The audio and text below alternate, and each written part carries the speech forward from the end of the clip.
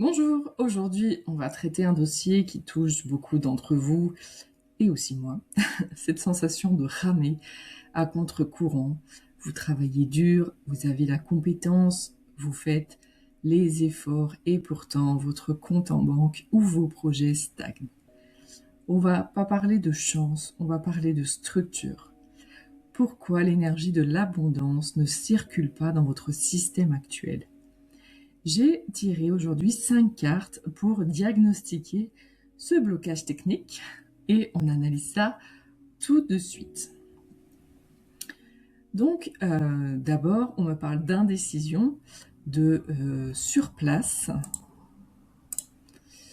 avec les cartes de l'amoureux et du 2 de bâton. La première raison de votre stagnation, ce binôme, donc des amoureux et du 2 de bâton, les amoureux vont vous dire que vous êtes face à un choix de cœur, mais le 2 de bâton montre que vous restez sur le rivage à regarder l'horizon sans jamais lever l'ancre. Est-ce que vous vous reconnaissez là-dedans ? Travailler dur ne suffit pas si vous travaillez dans 2 directions opposées. Votre énergie est divisée. Vous avez peur de renoncer à une option, alors vous gardez un pied dans chaque monde. Résultat, vous faites du surplace. L'abondance demande une décision tranchée.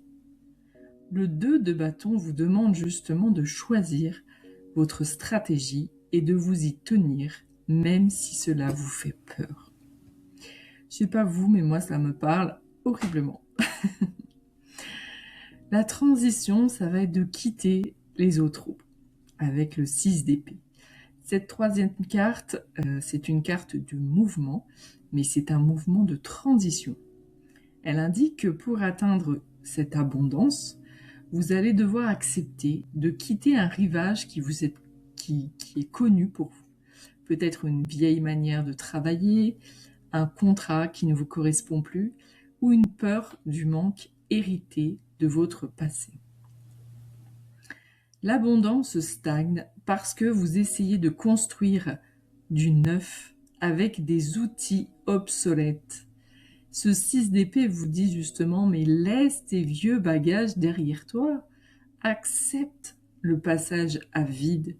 C'est là que se trouve ta nouvelle structure. La résolution.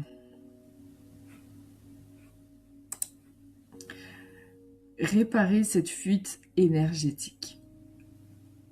Le diagnostic final se joue entre le 10 de coupe et le 5. Donc le 10 de coupe, c'est votre objectif, la plénitude, la sécurité, l'empire familial. C'est ce que vous visez. Mais le 5 de coupe révèle pourquoi ça ne rentre pas. Vous avez le regard fixé sur ce qui a échoué par le passé. Vous travaillez dur, mais avec une énergie de réparation et non de création. Vous essayez de remplir des coupes qui sont déjà renversées. Tant que vous porterez le deuil de vos anciens échecs financiers ou professionnels, vous ne verrez pas les 2 coupes pleines qui sont juste derrière vous. L'abondance est là, et c'est horrible, parce qu'elle est là, mais vous lui tournez le dos. Est-ce que vous vous reconnaissez dans ces cartes ? N'hésitez pas à m'écrire des commentaires. En conclusion, arrêtez de travailler plus dur et commencez à travailler mieux. Tranchez votre choix. Acceptez de quitter l'ancien monde, et c'est dur.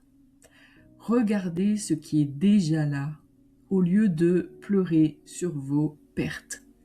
Si vous sentez que ce blocage est plus profond, il fait partie sans doute des 7 mécanismes invisibles que je décris dans mon e-book gratuit que vous pouvez télécharger avec le lien dans la description pour identifier cette fuite d'énergie.